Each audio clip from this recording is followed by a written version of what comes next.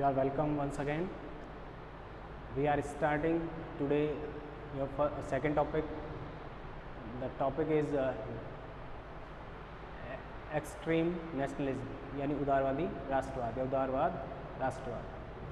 हमने कल बात की थी राष्ट्रवाद की। राष्ट्रवाद का उदय भारत में अंग्रेजों ने कुछ ऐसी परिस्थितियां बनाई जिनके कारण भारतीयों में राष्ट्रवाद की भावना का निर्माण हुआ। आगे जैसे आपको पता है कि भारत विविधताओं से भरा हुआ देश है, तो यहाँ एक विचारधारा या एक सोच को डेवलप करना या उसी को संपूर्ण भारत के लिए स्थायी कर देना या लागू कर देना आसान चीज़ नहीं है, बड़ा मुश्किल काम है। क्योंकि हमारे यहाँ भिन्न भिन्न भाषा, धर्म, संप्रदाय, क्षेत्र विशेष के लोग, मानसिकता के लोग, शिक्षित, अशिक्षित, किसान, सफ़ेद कॉलर काम करने वाले लोग, इस तरह की विचारधारा के लोग हैं। तो उनको एक सूत्र में बांधने के लिए एक विचारधारा लागू करना बहुत मुश्किल काम हो जाता है। जैसा कि हमने कल देखा था, उसके आगे हम चलेंगे। राष्ट्रवाद को दो भागों में बांटा गया था, उदारवादी और उग्रवादी, एक्सट्रीमर्स या एक्सट्रीमिस्ट और मॉडरेट्स। तो आज हम पहले मॉडरेट्स का अध्ययन करेंगे, उदारवादियों का। हालांकि दो विचारधाराएं और बताई थी मैंने आपको, क्रांतिकारी विचारधारा या क्रांतिकारी राष्ट्रवाद, या गांधीवादी राष्ट्रवाद या गांधीवाद जो था वो, ये चार तरह की विचारधाराएं हमारे राष्ट्रवाद से जुड़ी हुई थी। तो उनमें सबसे महत्वपूर्ण या सबसे पहली विचारधारा हम ले रहे हैं उदारवादी राष्ट्रवाद। अब अगर हम बात करते हैं, इसकी कांग्रेस से संबंधित है, लेकिन हम सबसे पहला कारण देखें कि उदारवाद ही क्यों।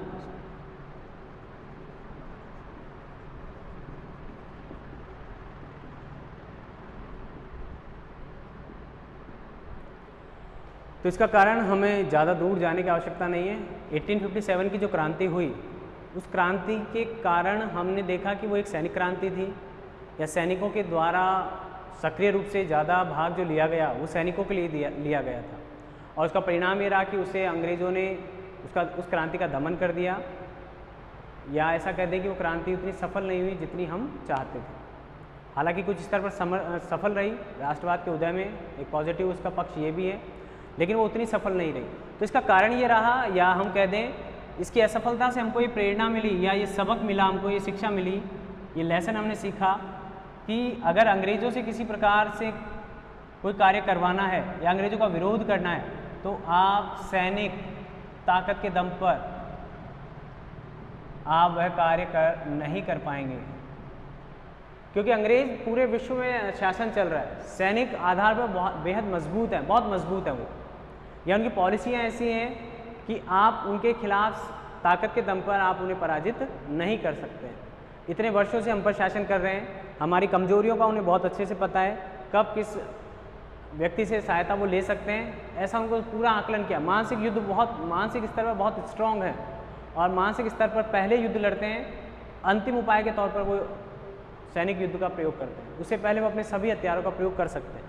तो ऐसा सोचकर ही सबसे पहले उदारवादी या उदारवाद को हम ले रहे हैं, क्योंकि आपको पता है आगे उग्रवाद का जब हम अध्ययन करेंगे तो उग्रवाद भी इतना सफल नहीं रहा, इतने लंबे समय तक नहीं चल पाया, क्योंकि भारत की प्रकृति या भारत का जो वातावरण है, जो एनवायरनमेंट है, वो किसी भी तरह से सैनिक क्रांति के लिए अनुकूल नहीं है, उसके सिमिलर नहीं है। ठीक है, तो इसके लिए सबसे पहले उदारवाद को लेने का कारण मैंने बताया कि हमारी जो एक सैनिक क्रांति जो थी वो असफल हो गई थी, और इसके परिणाम स्वरूप दोबारा सैनिक क्रांति करने का साहस किसी शासक में या प्रजा में भी इतना सामर्थ्य नहीं था, या हो सकता है कि भारतीय जनता या जो उदारवादी लोग हैं वो खुद भी सैनिक या बल प्रयोग में विश्वास नहीं करते थे।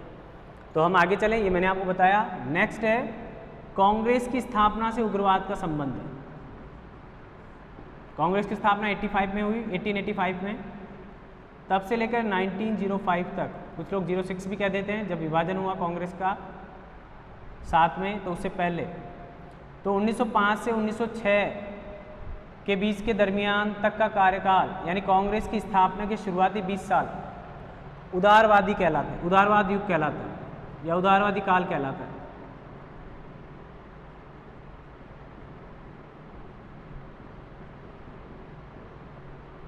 कुछ लोग कहते हैं इसको उदारवादी क्यों कहेंगे हम। अब जैसे इसके जो नेता हैं, आपने कभी सुना नहीं होगा, वृद्ध थे एक, तो कुछ ज़्यादा जो लीडर थे, दूसरा फिजिकली उन्होंने कहीं किसी तरह का कोई सैनिक अनुभव नहीं था उनका, वैचारिक रूप से बहुत मजबूत, शिक्षित और शांत प्रवृत्ति के व्यक्ति रहे, इसलिए उदारवादी कहलाते। तो उनके जो प्रमुख नेता थे, ये प्रश्न भी आता है आपके एग्जाम में। एक तो ये पूछा जाता है उदारवादी युग कब से कब तक रहा कांग्रेस का, ठीक है, या उदारवादी काल खंड कौन सा रहा भारत के राष्ट्रवाद में, उदारवाद कब तक रहा। दूसरा पूछा जाता है कौन कौन से प्रमुख, तो हम प्रमुख उदारवादी देखें।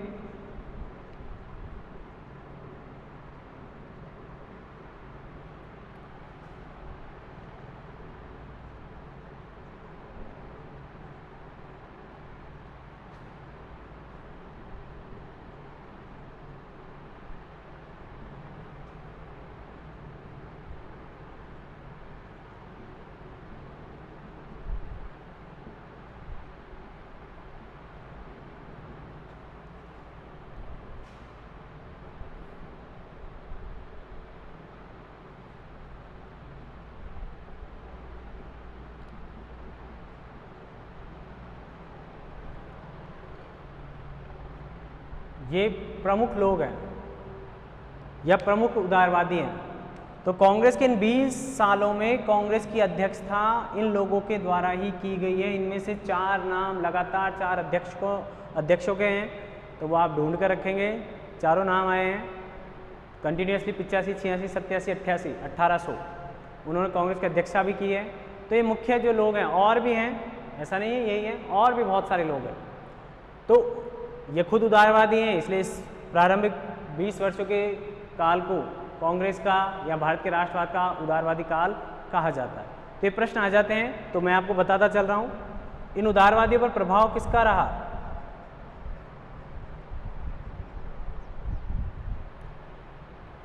इन पर अंग्रेजी शिक्षा पद्धति से इन्होंने शिक्षा अंग्रेजी पद्धति से पाई थी।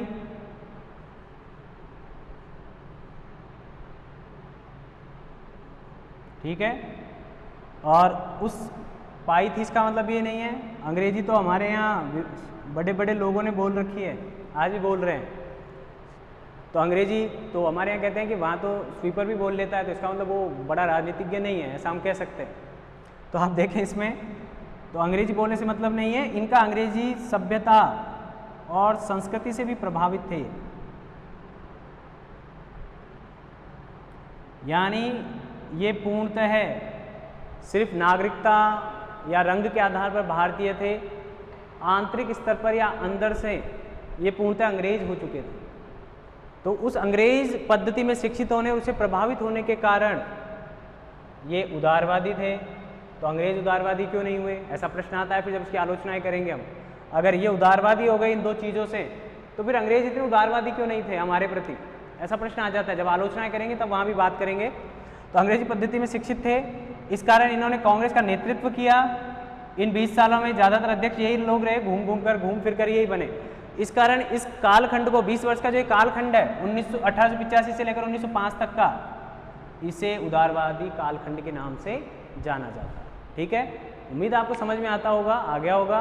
उदारवाद अच्छे से समझ में, मैं ये नहीं कहूँगा उदारवाद लिबरलिज्म जो आप फर्स्ट ईयर में पढ़ के आए हैं उसको रिवाइज करना, उसको भी आप इसमें इंक्लूड करेंगे तो अच्छा उत्तर लिख पाएंगे आप।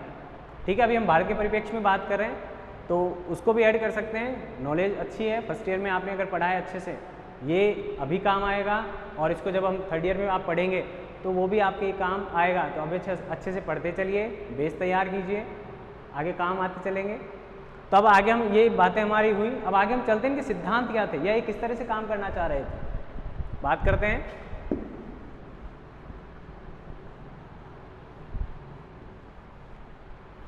यानी जब तक ये रहे तो आप समझ सकते हैं तब तक कोई सैनिक क्रांति तो दोबारा हो ही नहीं सकती, किसी तरह का कोई सैनिक विद्रोह नहीं हो पाएगा, क्योंकि क्रांतिकारी नहीं है ये, उग्रवादी नहीं है, उदारवादी है।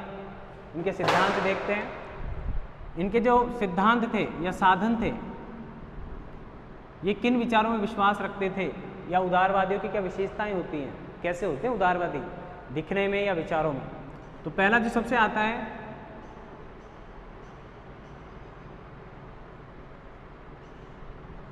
ब्रिटिश शासन के प्रति राष्ट्रभक्ति थी। ब्रिटिश शासन के प्रति वफादार थे, ऐसा हम कह सकते हैं। कहीं कोई विरोध नहीं करेंगे इसका। अभी जैसे मैंने कहा क्रांतिकारी नहीं थे तो कोई घटनाएं ऐसी घटेंगी नहीं इनके द्वारा। भारत में कहीं और घट रही होंगी, रोक नहीं सकते हम, लेकिन इनके द्वारा नहीं घटेंगी। तो दूसरा था ये क्रमिक सुधारों में विश्वास रखते थे।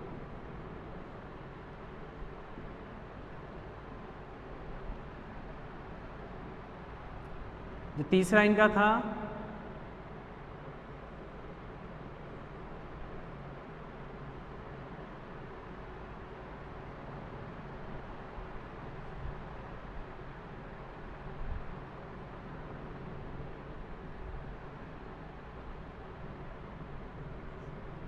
नेक्स्ट जो बिंदु था हमारा, इनकी नज़र में, मैं बार बार आपसे कह रहा हूँ, ये पूरे भारत का प्रतिनिधित्व नहीं करते हैं, ये ध्यान रखें आप। जरूरी नहीं आपके मन में कुछ और विचार आ रहे होंगे, नहीं ये गलत है ये सही है, तो वहाँ आपके विचारों की बात नहीं कर रहे हम। आप स्वतंत्र हैं अपने विचारों को मानने के लिए। हम अभी बात कर रहे हैं इनके बारे में। तो ये मानते थे कि अंग्रेज बड़े न्यायप्रिय थे, न्याय को महत्व देते थे। किसकी न्यायप्रियता में? अंग्रेजों की न्यायप्रियता। नेक्स्ट जो हमारा बिंदु है, स्वशासन के समर्थक।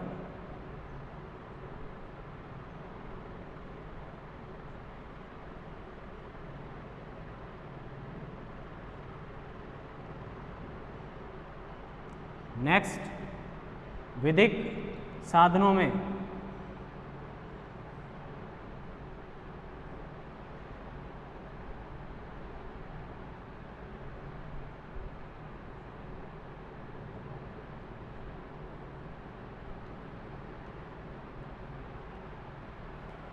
ये 6 जो विशेषताएं हैं ये डिसाइड करती हैं कि आप उदारवादी हैं। अगर आप इन चीज़ों में विश्वास करते अगर उस टाइम होते तो आप भी उदारवादियों की गिनती में आ सकते थे। अब वन बाय वन हम इसकी बात करें। ब्रिटिश शासन के प्रति वफादारी। कभी भी जितने भी कांग्रेस के अधिवेशन हुए उनमें कहीं भी अंग्रेजी शासन के प्रति इनके द्वारा किसी प्रकार का कोई अनावश्यक स्टेटमेंट, इनकी नज़र में अनावश्यक, यानी कांग्रेस के अधिवेशनों में इन उदारवादियों के द्वारा कहीं भी ब्रिटिश शासन की खुलकर आलोचना नहीं की गई। वे इन महारानी के प्रति या ब्रिटिश शासकों के प्रति अपनी स्वामी भक्ति का निरंतर प्रदर्शन करते रहते थे। उन्हें किसी प्रकार की कोई कठिनाई नहीं होती थी उन्हें अपना शासक स्वीकार करने में।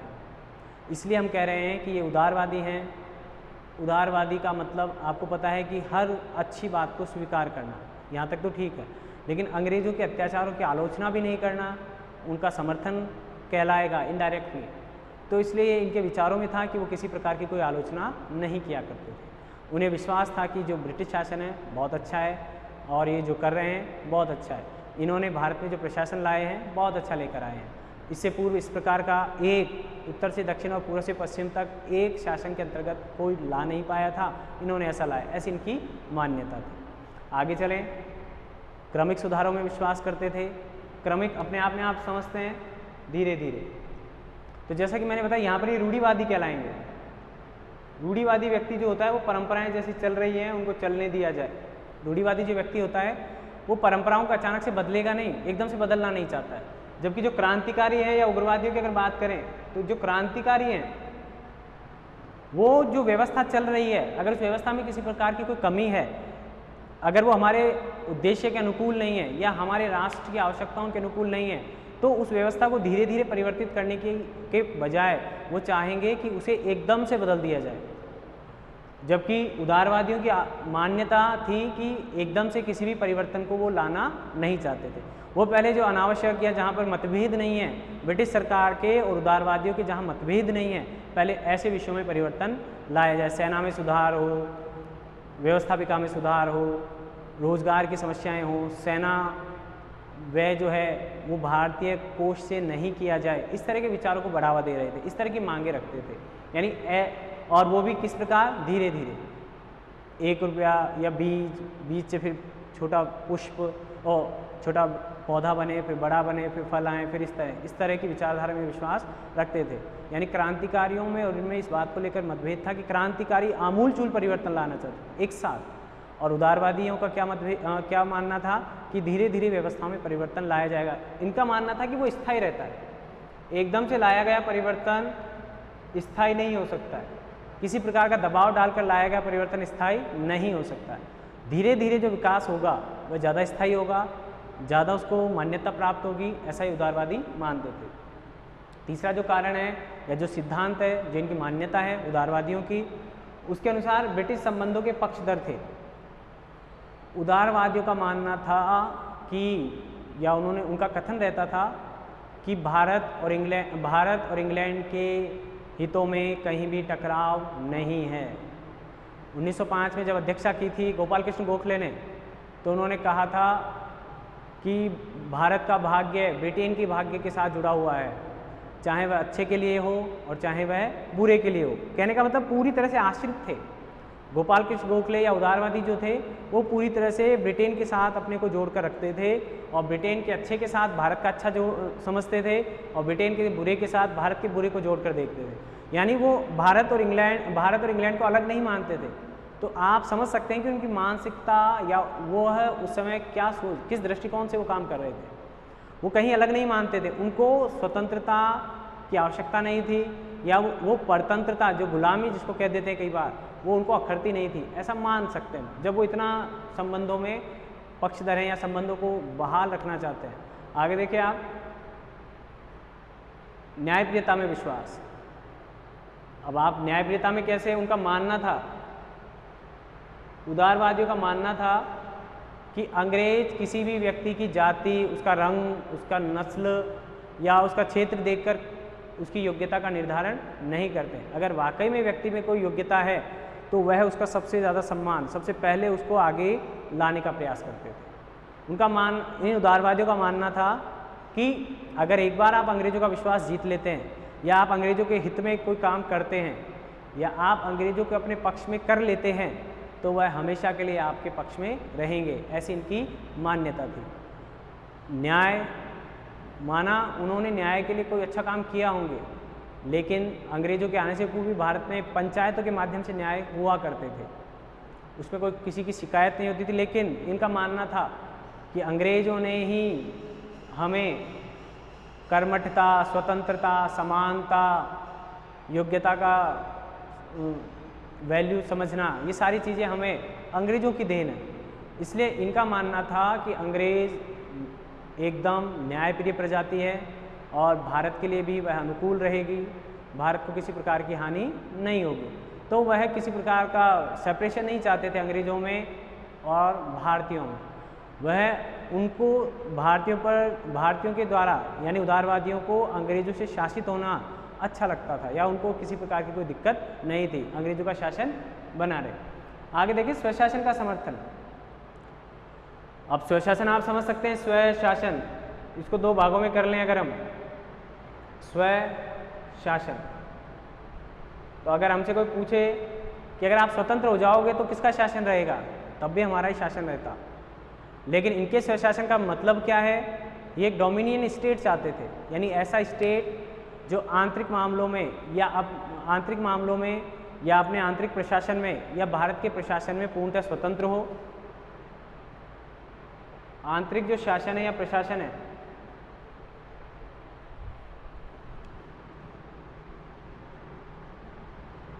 आंतरिक प्रशासन में पूर्णतः स्वतंत्र हो। ठीक है। नेक्स्ट जो बात कर रहे हैं हम, यानी बाह्य या नाम मात्र का नियंत्रण।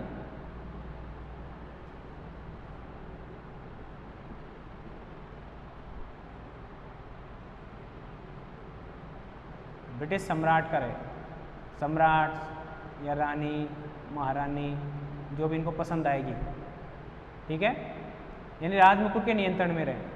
यानी हम नाम मात्र की अधीनता अंग्रेजों की स्वीकार करके रखें, हम पूर्णतः स्वतंत्र नहीं हो, ऐसे सिद्धांत का समर्थन करते थे उदारवादी। और उग्रवादियों से या क्रांतिकारियों से इनकी इसी बात पर मतभेद रहेंगे, वह बिल्कुल भी इतनी सी भी स्वतंत्रता खोना नहीं चाहते थे, वह पूर्ण रूप से स्वतंत्र होना चाहते थे। यही विवाद का कारण बनेगा। लेकिन स्थानीय स्वशासन का समर्थन करने का कारण भी यही था कि अब इनका अपना नज़रिया था, क्योंकि भारत की परिस्थितियाँ उस समय ऐसी नहीं थी कि मैंने आपको शुरुआत में ही बताया, जब राष्ट्रवाद के विषय पर ही हम एक नहीं हैं, हमारे यहाँ कई विचारधाराएं चल रही हैं, तो प्रशासन के लिए या प्रशासन या नियंत्रण के लिए हम किसी एक सत्ता के अधीन नहीं होना चाहते थे। और वैसे भी भारत में उस समय तक राजतंत्र भी अच्छी पोजीशन में था। अगर राजतंत्र एकदम से अंग्रेज हमें स्वतंत्र करके चले जाते या एकदम से हमें उसी समय 1857 में क्रांति सफल हो जाती, तो शायद हो सकता है कि वापस राजतंत्र आता या राष्ट्र वापस राज्यों में विभाजित हो जाता हमारा राष्ट्र, जो आज हम भारत राष्ट्र जिसको देख रहे हैं। तो शायद इसी वजह से वो राजतंत्र की मजबूत स्थिति को देखते हुए वे चाहते थे कि नाम मात्र का नियंत्रण ब्रिटेन का हमारे ऊपर बना रहे। आज इसी की परिणति आप खुद भी देख सकते हैं। आज भी हम कॉमनवेल्थ जो गेम होते हैं या जो ग्रुप बना हुआ है कॉमनवेल्थ राष्ट्रों का, वे सब ही राष्ट्र हैं जो कभी इंग्लैंड की दास्ता के अधीन रहे थे या दास्ता में रहे थे, उन राष्ट्रों ने बना रखा। यानी हम आज भी इंग्लैंड के साथ हमारे सांस्कृतिक संबंध बना रखे हैं हमने। अधीनता वैसी नहीं है, भौगोलिक रूप से या किसी अन्य रूप से हम उसके अधीन नहीं है, लेकिन एक सांस्कृतिक तौर पर आज भी हमने कॉमनवेल्थ जो राष्ट्र हैं, राष्ट्रमंडल जो देश हैं, उन राष्ट्रों का एक ग्रुप है और वो राष्ट्र पूर्व में कभी न कभी इंग्लैंड के अधीन रहे थे या उपनिवेश रहे थे। तो आज भी हम उससे जुड़े हुए हैं। ऐसे ही जुड़ने का समर्थन उदारवादियों के द्वारा उस समय भी किया जा रहा था। ठीक है, आगे देखते हैं। सबसे इंपॉर्टेंट बात, विधिक साधनों में विश्वास। और विधिक साधनों में विश्वास का मतलब, जब मैंने आपको पहले भी बताया कि किसी प्रकार की आलोचना नहीं करते थे, तो करते क्या थे? फिर क्या करते थे उदारवादी? किस तरह अपनी बात रखते थे? हर साल अधिवेशन करते थे, तो उसमें क्या करते थे? अभी शायद एक सेंटेंस इनके लिए कहा जाता था कि शिक्षित भारतीयों का या शिक्षित कांग्रेसियों का वार्षिक मेला कहते थे कांग्रेस के सम्मेलनों के लिए। किसी उग्रवादी नेता ने ऐसा कहा था कि वो सम्मेलन नहीं है, वो तो शिक्षित कांग्रेसियों का या भारतीयों का एक वार्षिक मेला है जो हर साल दिसंबर में आयोजित किया जाता है अलग अलग स्थानों पर। यानी मेले के अलावा उसका कोई अतिरिक्त महत्व नहीं था। लेकिन हम उसकी आलोचना में इन चीज़ों को देखेंगे। उससे पहले हम देखें कि विधिक साधनों से हमारा तात्पर्य क्या है। यानी हम किसी भी प्रकार के हिंसक साधनों का प्रयोग नहीं करते थे उदारवादी, अपनी बातों को रखने के लिए, अपनी मांगों को रखने के लिए या अपने विचारों को प्रकट करने के लिए। उनके द्वारा बार बार जो बात होती थी, जिसको आगे भी ये प्रतिनिधि मंडल भेजते थे,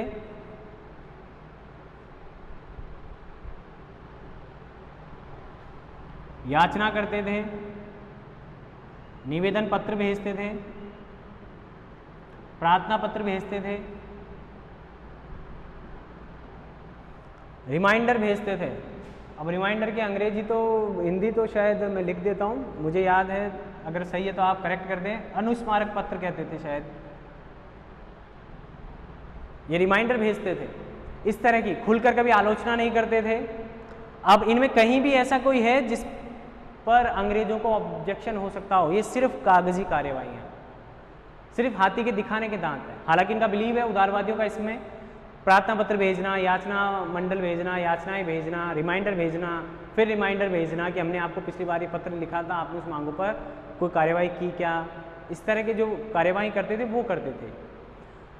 इसे राजनीतिक भिक्षावृत्ति भी कहा गया उग्रवादियों के द्वारा। ये जो सिस्टम है या जो इनकी कार्यप्रणाली है, इसे राजनीतिक भिक्षावृत्ति, इनके इस सिस्टम को उग्रवादियों के द्वारा राजनीतिक भिक्षावृत्ति का नाम दिया गया, क्योंकि इनका रिजल्ट आए ये कुछ निश्चित नहीं था। अंग्रेज इनकी प्रार्थना पत्र पर या इनकी याचना पर ध्यान देने के लिए बाध्य नहीं थे। उनकी इच्छा होती तो मानते, नहीं होती तो वो किसी प्रकार से उसको इनकार कर देते थे। तो इस तरह की जब हम बातें कर रहे हैं, तो ये जो सारे सिस्टम है वे, और ये लोग इस बात का बुरा भी नहीं मानते थे कि हमें हमारे बारे में क्या क्या धारणाएं बनी हुई हैं। ये क्रांतिकारियों का सिस्टम ही अलग था। अब मैं कह दूं, क्रांतिकारियों के जन्म में कहीं ना कहीं इनकी इस प्रवृत्ति का भी योगदान रहा है, क्योंकि उन्होंने देखा कि जब अंग्रेज हमारे इन उदारवादियों के इस सिस्टम का कोई उन पर प्रभाव नहीं पड़ रहा, सकारात्मक या नकारात्मक कैसा भी प्रभाव नहीं पड़ रहा। तो इसके फलस्वरूप जो विचारधारा उत्पन्न हो रही है, उग्रवाद और क्रांतिकारी विचारधारा, इसके जन्म में कहीं ना कहीं इन उदारवादियों का योगदान रहा है। तो ये जो सारी विचारधाराएं हैं या जो सिद्धांत है, ये उदारवादियों के प्रमुख सिद्धांत है। आप इन्हें एक बार ध्यान कर लें, रिवाइज कर लें, कोई बड़ी बातें नहीं है, कोई इनमें गहरा अंतर नहीं है, कुछ अलग अलग बातें हैं, कुछ अलग अलग सेंटेंस हैं। किसी ने तो कहा कि ब्रिटिश शासन हमारे लिए अमृत कलश का काम करता है, इतनी बड़ी उपमा दे दी। तो कई उदारवादी विचारों से थे, लेकिन हमें कोई ऑब्जेक्शन नहीं था। आगे हम इसकी आलोचना देखेंगे तब देखेंगे। अभी इनके सिद्धांत है 6 मुख्य, आगे और देखते हैं। अभी हम इसका मूल्यांकन करेंगे, उदारवादियों की मांगे देखेंगे, अभी देखते हैं और उदारवादियों की क्या क्या मांगे रही।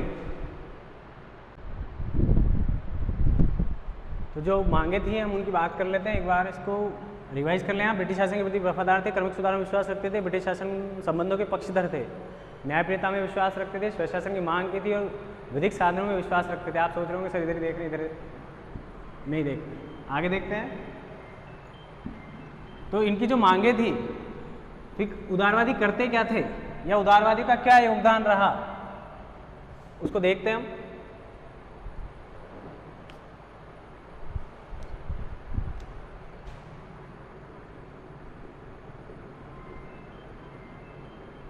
उदारवाद की मांगे, या हम कहते हैं उदारवादियों की जो मांगे थी वो, सबसे पहले जो मांग थी वह थी भारत सचिव के पद को समाप्त किया जाए। भारत सचिव की काउंसिल को समाप्त किया जाए।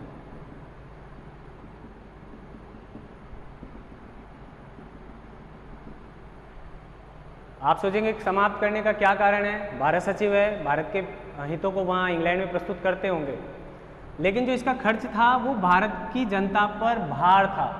भारतीय कोष से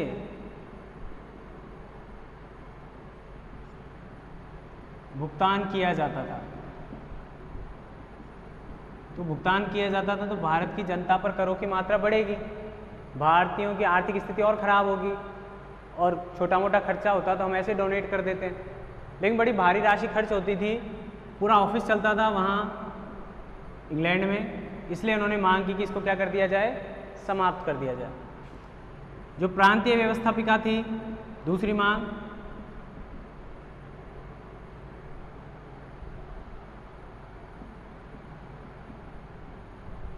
में सदस्यों की संख्या बढ़ाई जाए और जो गैर निर्वाचित सदस्य हैं उनमें भी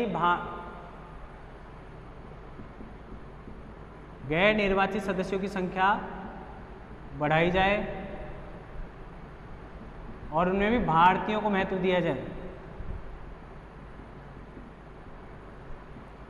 उसमें भी भारतीयों को महत्व दिया जाए। मैंने आपसे कल पूछा था, बताया था मैंने आपको, राष्ट्रवाद के उदय में सबसे ज़्यादा महत्वपूर्ण योगदान किसकी दमनकारी नीतियों का रहा, लॉर्ड लिटन। और उसने भारतीयों की उम्र या आईसीएस में जो एग्ज़ाम था उसमें उसकी आयु कितनी कर दी थी, 21 से घटाकर 19। तो कांग्रेस ने मांग की कि उस उम्र को, आईसीएस के एग्ज़ाम की उम्र को बढ़ाया जाए वापस। ठीक है, एक मांग तो ये रही। दूसरी यही कि वह परीक्षा भारत में हो, भारत में वह परीक्षा आयोजित हो, दूसरी मांग। तीसरी मांग कि जो उच्च पद हैं, उच्च पदों में भारतीयों की, उच्च पदों पर भारतीयों की भर्ती की जाए।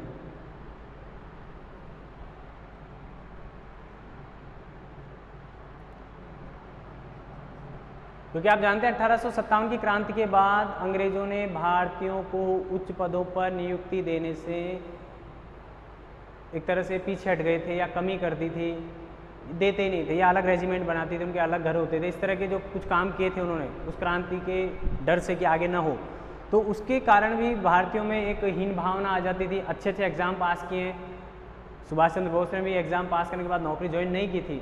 ठीक है, तो ऐसे बहुत सारे भारतीय थे जिन्होंने ये एग्ज़ाम पास किया, इंग्लैंड में जाकर भी पास किया, लेकिन उनके अच्छी नौकरी नहीं मिलती थी या उच्च पदों पर उन्हें नौकरी नहीं मिलती थी या वो करना भी नहीं चाहते थे। कई बार ऐसे राष्ट्रवादी थे, लेकिन कुछ लोग जो करना चाहते थे उन्हें उच्च पदों पर नियुक्तियाँ नहीं दी जाती थी, या उसके अलावा भी भारतीयों की सरकारी विभागों में उच्च पदों पर नियुक्ति बहुत कम थी या नाम मात्र की थी, तो उसकी भी उन्होंने मांग की।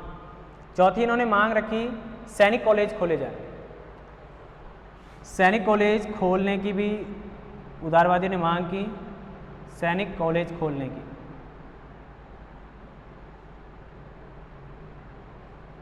तकनीकी कॉलेज खोले जाएं, कुटीर उद्योग मैं लिख देता हूं, तकनीकी कॉलेज,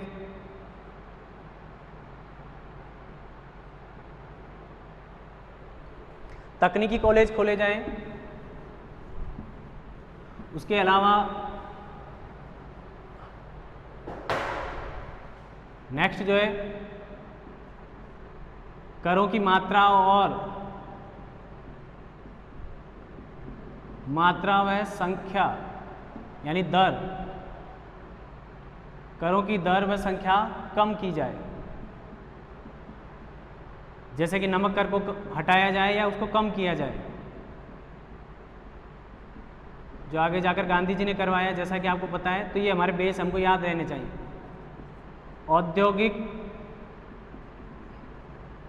प्रशिक्षण दिया जाए, कुटीर उद्योगों की स्थापना हो,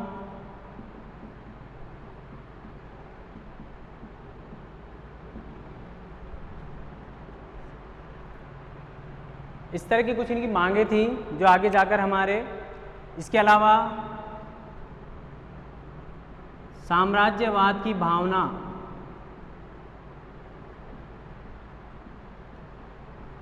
नियंत्रण हो, क्योंकि इस पर भी होने वाला खर्च, क्योंकि इस पर जो खर्च होता था, इस पर जो खर्च किया जाता था, वह भी इस पर खर्च भारतीयों के द्वारा दिया जाता था, भारतीयों से वसूला जाता था। तो ये कुछ मांगे हैं जिन्होंने उदारवादियों ने ब्रिटिश सरकार के समक्ष रखने का काम किया।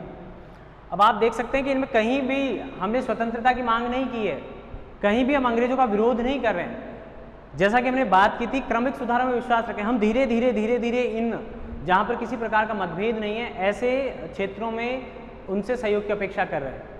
आगे क्या होगा वो हम अभी आगे चर्चा करेंगे, इनमें से कितनी बातें मानी गई या कितनी बातों पर ध्यान दिया गया। लेकिन उनकी मांगों से आपको पता लग रहा है कि इनमें ऐसी कोई सी भी मांग नहीं है जो कि अंग्रेजों के किसी भी प्रकार से उन पर हानि पहुंचाती हो।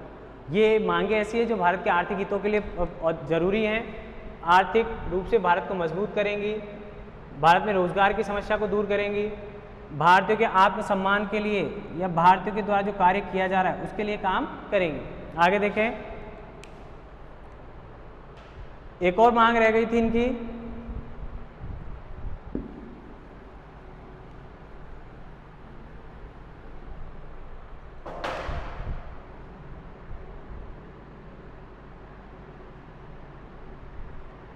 कार्यपालिका को व न्यायपालिका अलग अलग हों,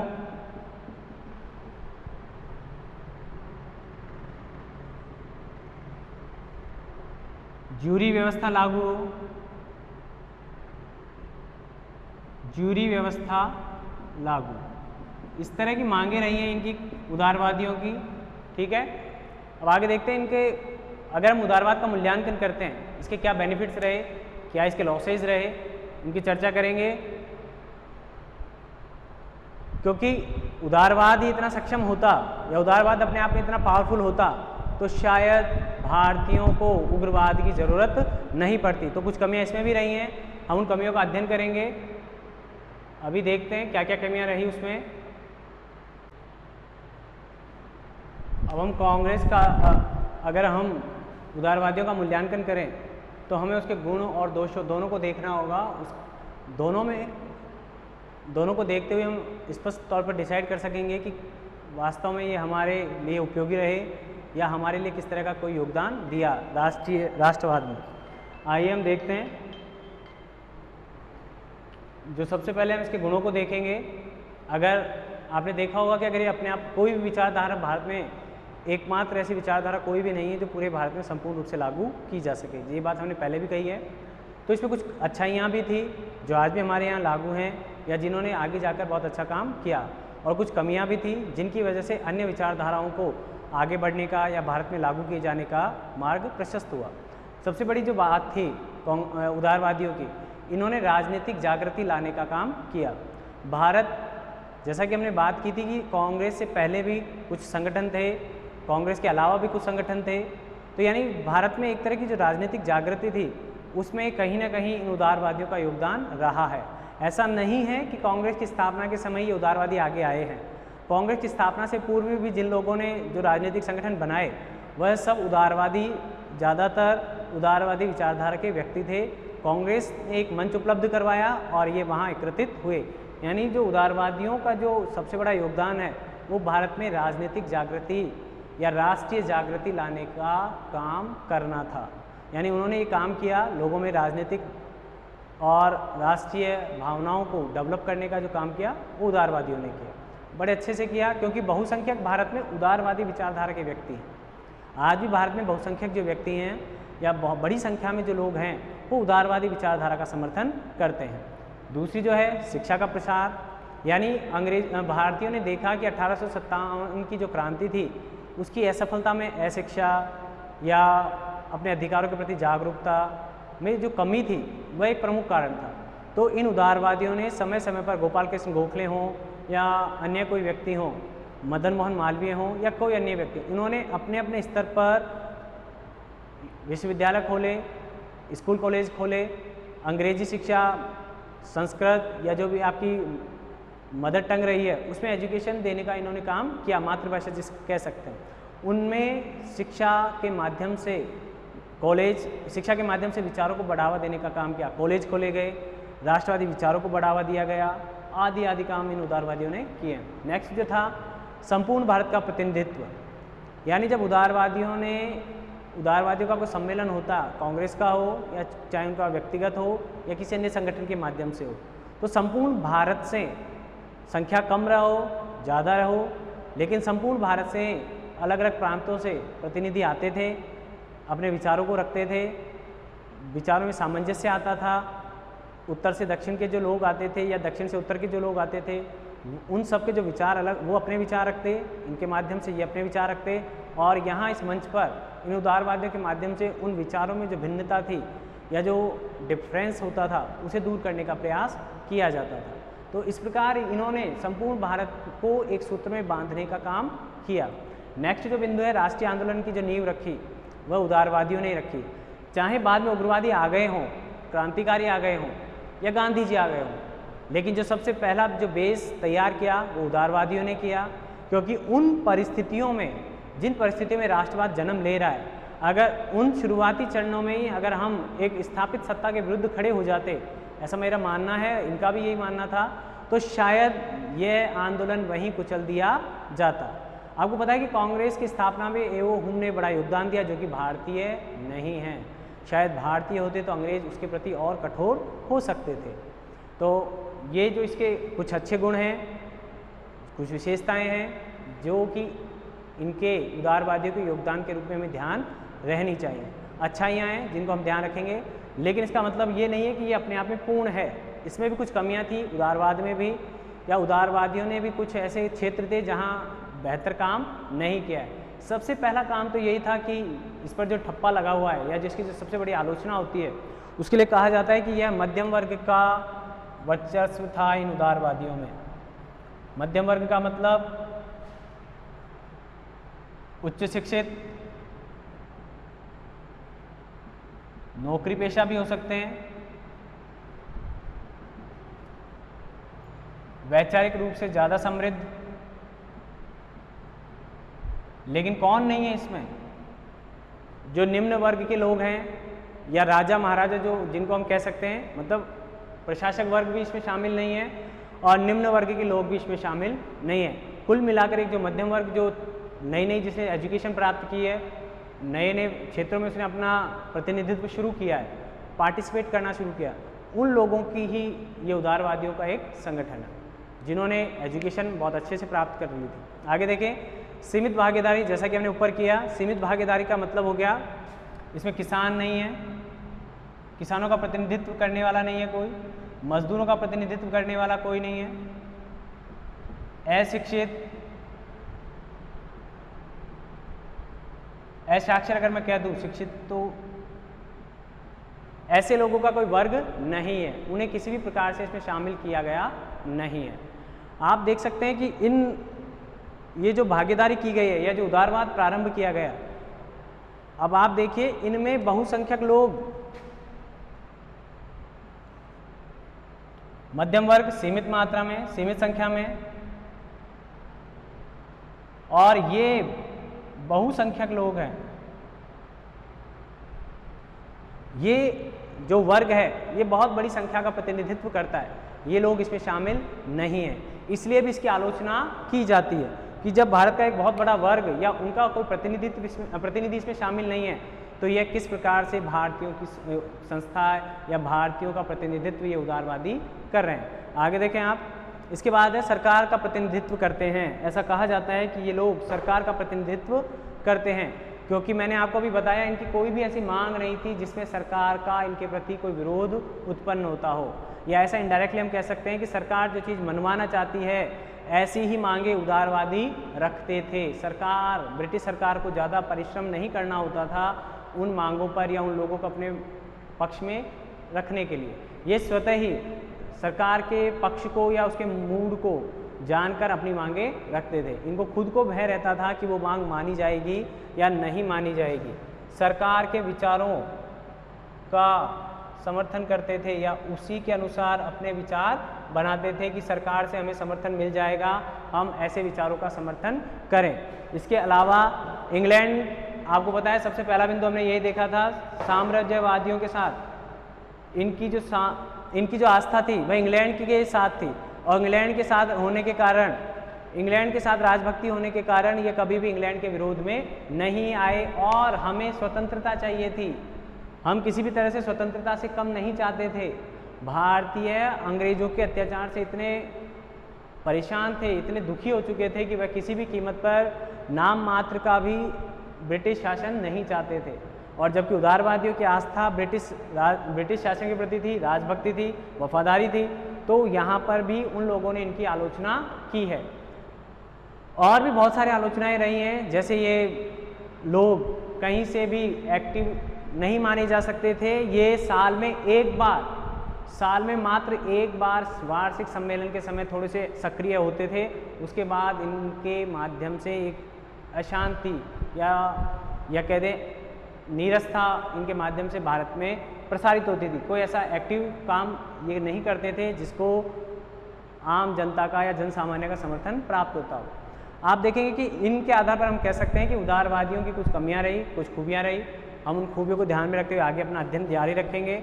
हम देखेंगे कि ऐसी क्या कमियां रही, इन कमियों के फलस्वरूप ही उग्रवाद का जन्म हो रहा है। तो आगे हम उग्रवाद को देखेंगे, उससे पहले आप एक बार इसे पढ़ें और अच्छे से समझें और मैटर तैयार कर सकते हैं आप, और उसको देखें। आपके ध्यान में रहना चाहिए कि उदारवाद ही सबसे ज़्यादा सरल मध्यम मार्ग का अनुसरण करते हैं, और इसी कारण आज भी शायद कांग्रेस आज भी काम कर रही है और उसे उदारवाद की नीतियों के अंतर्गत ही काम करना है। आगे हम देखेंगे कल क्या हम पढ़ते हैं, उग्रवाद का तैयार करके आएंगे। Thank you. नेक्स्ट टाइम के लिए प्रिपेयर होकर आएँ और अच्छे से याद हो जाएगा आपको।